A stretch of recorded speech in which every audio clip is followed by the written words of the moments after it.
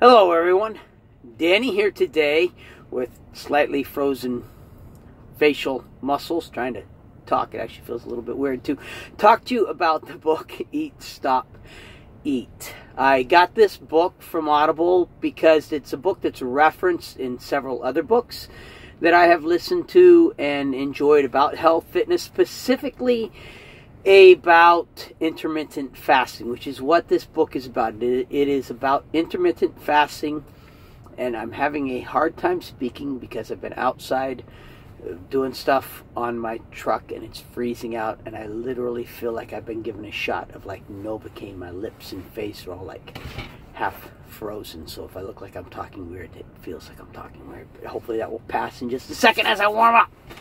Anyhow, this was a book, as I said, I got because it's referenced in other books that I really like the Obesity Code.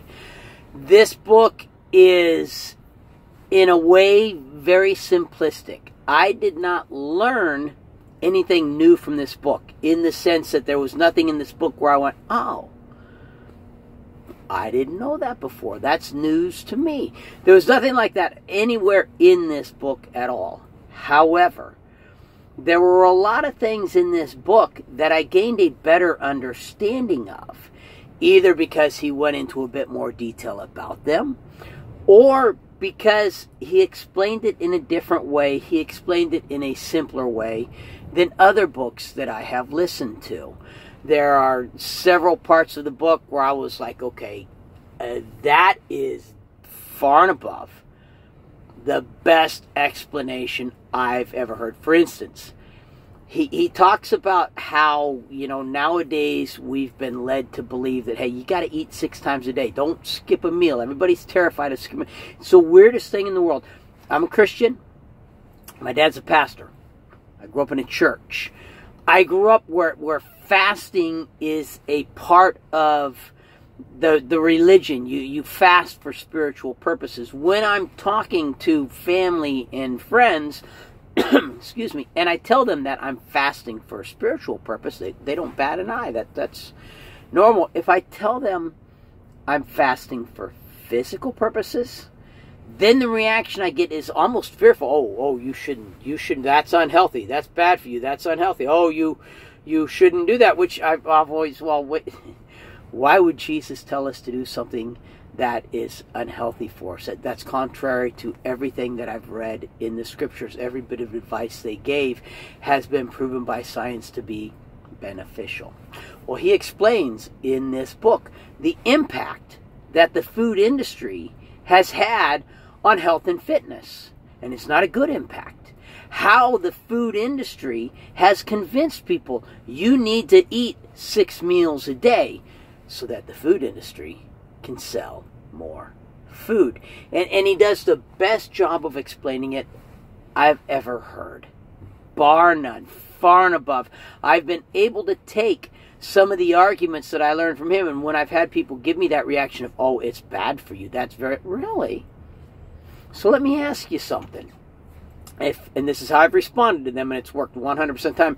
If you went to your grandmother and you told your grandmother that you needed to snack a lot to lose weight, what would your grandmother have said? Oh, well, yeah.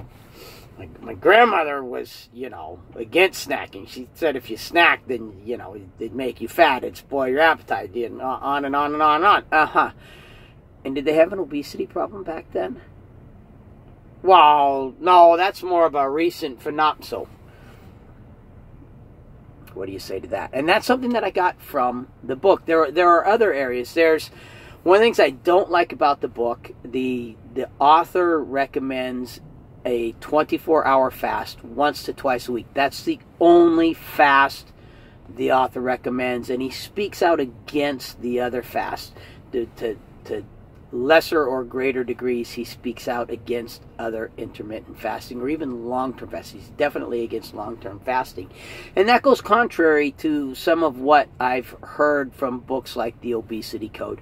Now, since listening to The Obesity Code, I have not tried a long-term fast. I plan on doing that in the new year. I was going to do that, but with the holidays, forget about it. There ain't no way. So, come the new year, I plan on doing and giving it a try and seeing what its effects are. I mean, the best way, that, as the old saying goes, the proof is in the tasting of the pudding.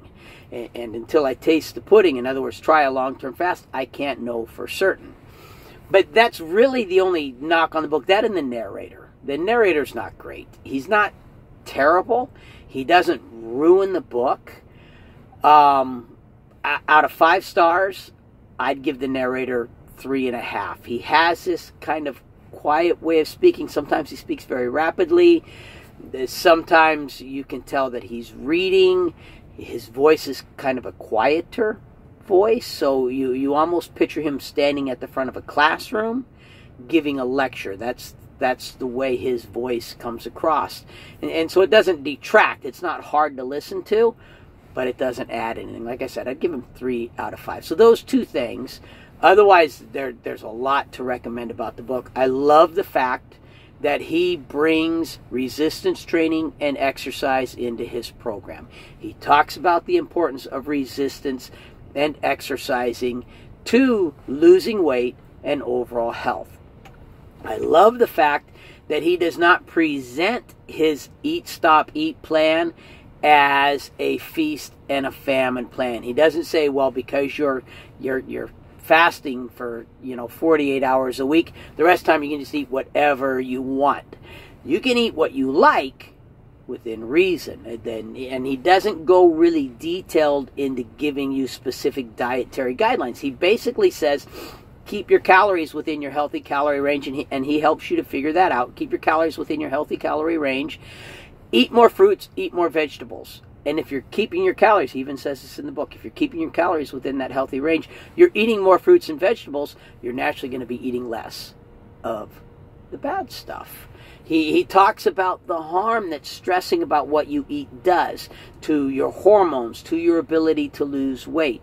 He talks about the importance of resting, of recovery. He talks about the importance of not overdoing something. That's really the biggest reason why he doesn't like long-term fasting, is because the author feels like long-term fasting is too stressful on your body and does not give your body a chance to recover. That disagrees with what I've heard from the Obesity Code and other books.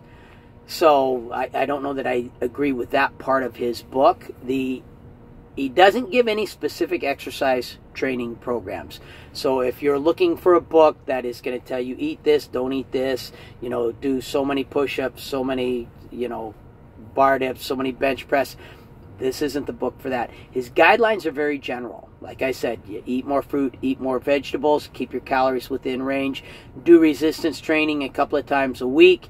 If you're going to, incorporate running, he gives general advice.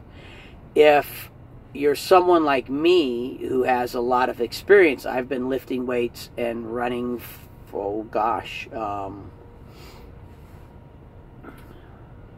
well, basically my whole life, because I was an athlete in high school. There was maybe a 10-year period where I got fat, and I got really, really fat because I quit dieting and exercising and watching, and then I got back in, and I've been back into it for probably 9 years.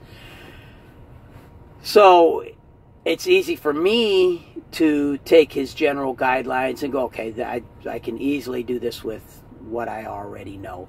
If you have absolutely no experience with exercise, then you may want to talk to a personal trainer. You may want to talk to something to give you more specific guidelines than that. Overall, though, it is an excellent book. The way he gets scientific, but without getting overly scientific, the way he manages to explain things in simple, understandable, make sense fashion, makes this book, in my opinion, go from mediocre to excellent. If you like my channel, please subscribe. If you like the video, hit the like button. If you have any questions, comments, feedback, send them my direction, please. But most of all, no matter what else you do today, make sure that today you listen to at least one really good book. And yes, I do recommend Eat, Stop, Eat. Thank you.